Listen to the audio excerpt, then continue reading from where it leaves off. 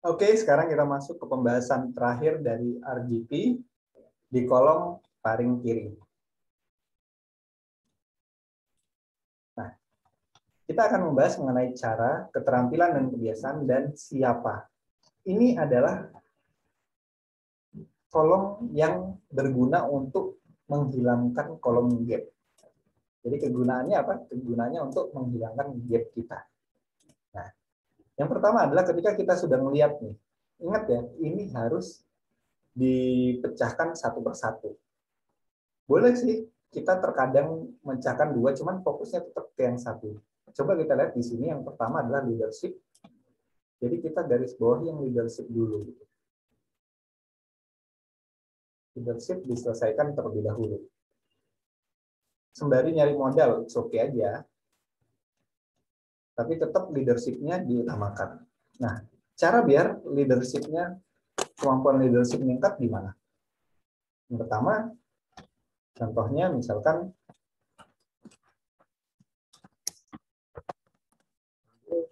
pelatihan. Itu paling sederhana gitu kan. Ambil pelatihan. Terus biar bisa leadership lebih kuat lagi gimana? Organisasi.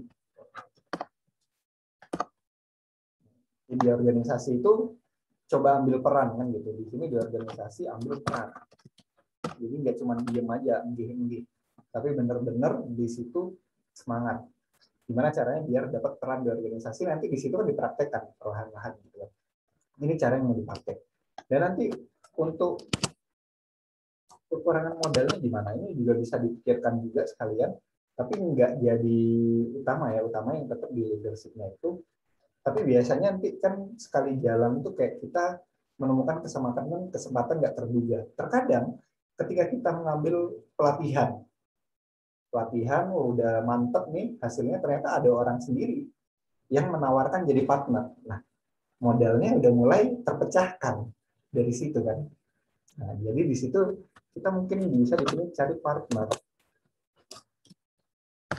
Partner.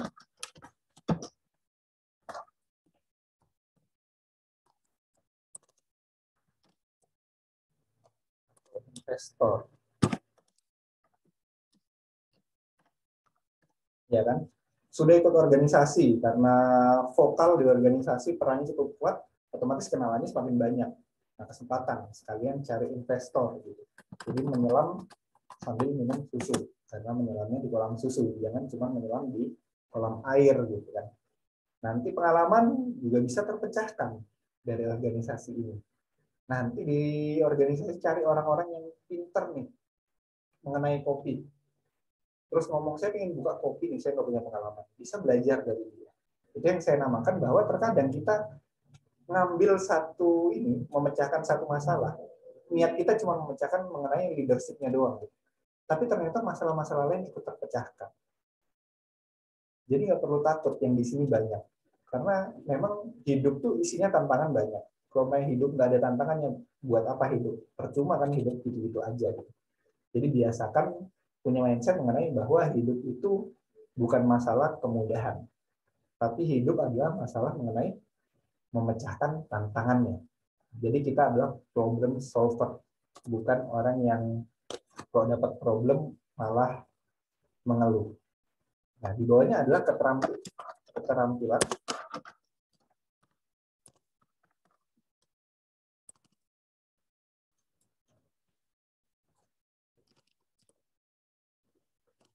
dan kebiasaan.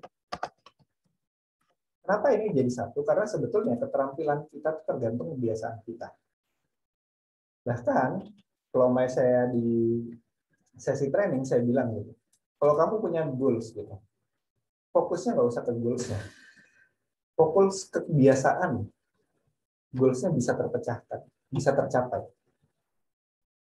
Karena apa? Misalkan saya punya goals ingin menurunkan berat badan dari 100 jadi 70. Kebiasaan yang diperlukan apa? Makan makanan sehat, jogging, terus puasa, dan lain sebagainya. Kalau ini dipertahankan kebiasaannya, itu goals otomatis tercapai. Jadi fokusnya tinggal ke kebiasaannya aja. Saya ingin menjadi seorang leaders yang baik. Saya ingin menjadi seorang pemimpin yang baik. Kebiasaan seorang leader apa? Kebiasaan seorang leader apa? Mendengarkan bawahannya, menyemangati bawahannya, memotivasi, berpikir keluar dari batasan-batasan umum. Kalau dibilang out of the box, ya seperti itu ya. Cuman kalau kita ngomong secara pembahasan, pikiran tuh harus ada box ya. Kita nggak mungkin berpikir tanpa ada box. Yang dimaksud adalah kalau umpamanya orang biasanya cara kerjanya A, B, C, D berurutan, kita mulai bikin inovasi baru. A, D, A, Z, A, C gitu. Jadi kreativitasnya. Itu kebiasaan-kebiasaan seorang leader. Nah, disinilah kita mulai lihat bahwa keterampilannya yang mau dipelajari mulai saat ini apa? Keterampilan mengenai leadership gitu kan. Berarti mendengar aktif. Terus mengenai leadership lagi. Motivasi. Dan motivasi orang, menginspirasi juga bisa.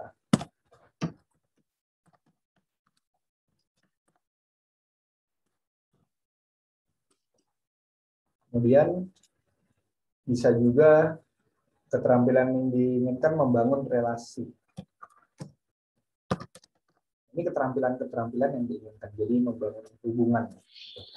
Nah, sekarang pertanyaannya adalah kebiasaan apa yang diperlukan agar punya keterampilan ini.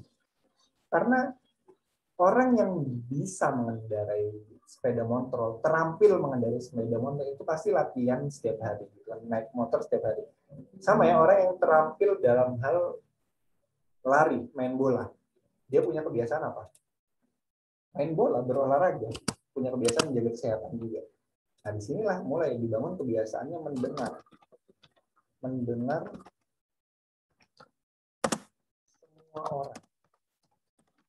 Jadi siapapun orangnya akan saya dengarkan karena saya harus punya kemampuan keterampilan mendengar aktif. Kemudian kebiasaan membaca buku motivasi.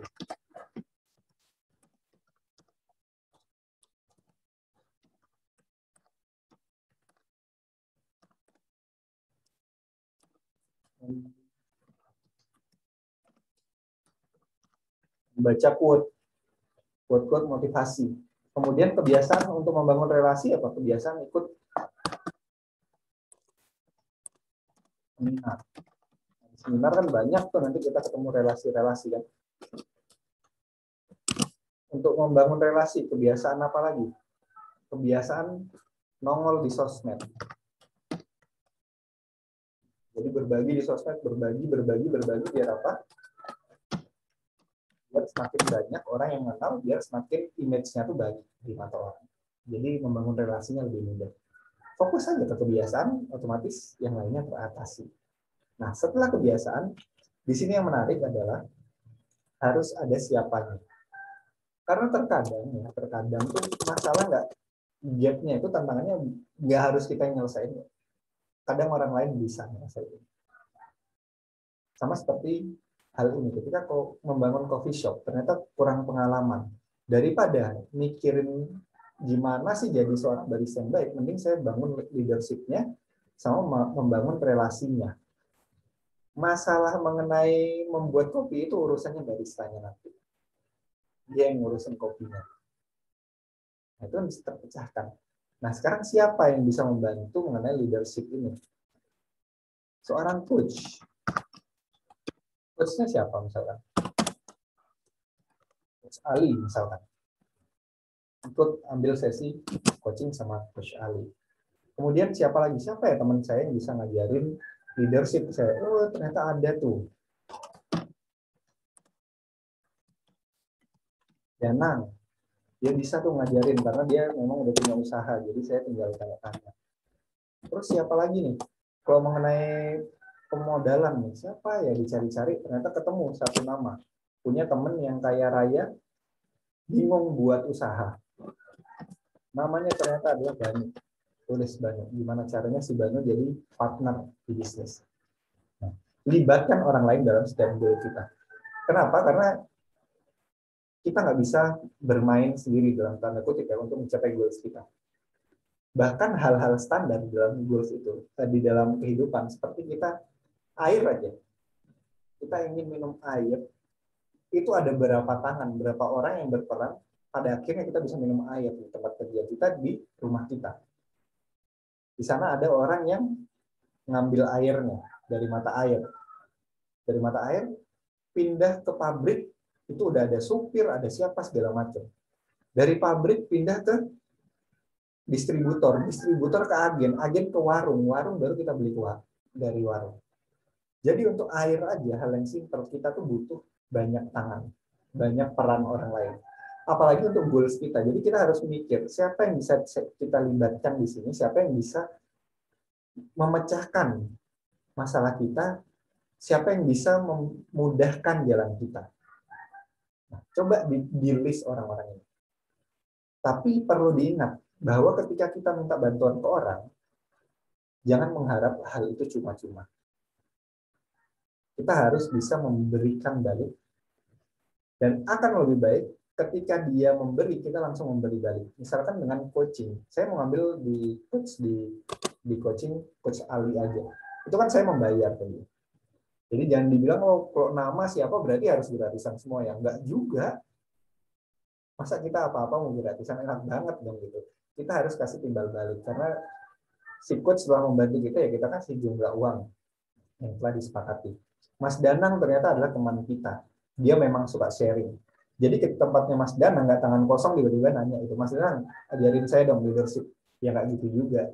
Bawa apa kek gitu kan, bawa kue, bawa oleh-oleh buat anaknya gitu, baru sambil nanya gitu. Sama dengan Banu yang ingin dijadikan sebagai partner, kita jelaskan keuntungannya ke dia. Kalau kamu jadi partner saya konsepnya begini, saya perhitungkan keuntungan segini, kita share profit. Nah, jadi ketika kita ngomong siapa, kita harus juga memberikan benefit itu kepada mereka. Jangan benefitnya dimakan sendiri. Itu konsepnya.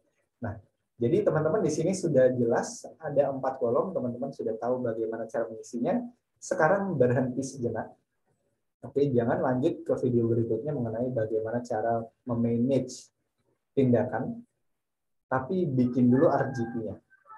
Tuliskan dulu RGP-nya seperti yang dijelaskan di video-video, di 5 video jadi totalnya RGP ini. Setelah itu baru masuk ke desain, bagaimana cara kita mendesain tindakan. Karena percuma kalau mau kita mendesain tindakan, tapi goals kita belum jelas. Sama seperti orang yang ingin jalan-jalan, tapi nggak tahu ingin jalan-jalan kemana. Nah, didesain dulu RGP ini, setelah itu kita masuk ke video berikutnya.